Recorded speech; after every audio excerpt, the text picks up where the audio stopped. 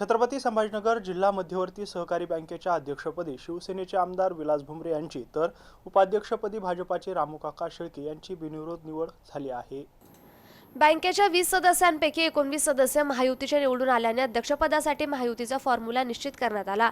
त्यानुसार सुरुवातीची 2 वर्षे शिवसेनेचा अध्यक्ष, त्यानंतर 2 वर्षे भाजपचा अध्यक्ष आणि शेवटच्या 1 वर्षासाठी राष्ट्रवादी काँग्रेस अजित पवार गट अध्यक्षपद भूषवणार आहे। अध्यक्ष उपाध्यक्ष पदावरून कोणताही वाद न होता परस्पर सहमतीने हा निर्णय घेण्यात आल्याचं नेत्यांनी सांगितलं। दरम्यान निवडीनंतर कार्यकर्त्यांनी गुलालाची उधळण करत ढोल ताशांच्या गजरात जल्लोष केला आणि नृत्य करून आनंदोत्सव साजरा केला।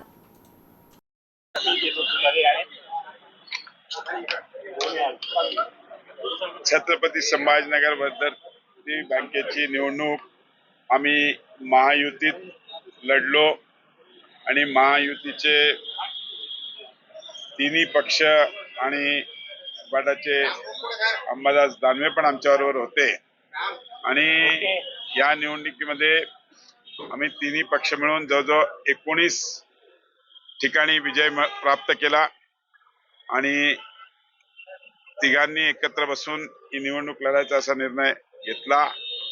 आज आमचा असा ठरला आहे की पहिले 2 वर्ष शिवसेनेचा अध्यक्ष राहील आणि पुढच्या 3 वर्षामध्ये भाजप आणि एनसीपीचे म्हणजे 2 वर्ष भाजप आणि 1 वर्ष एनसीपी असा आमचा फॉर्म्युला सध्या ठरलेला आहे आणि त्या पद्धतीने आम्ही निवडणूक लढणार आहोत।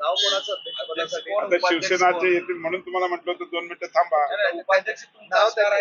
आमचा उपाध्यक्ष असणार आहे, आमचा उपाध्यक्षाचा कॅन्डिडेट रामूकाका शेळके। संपली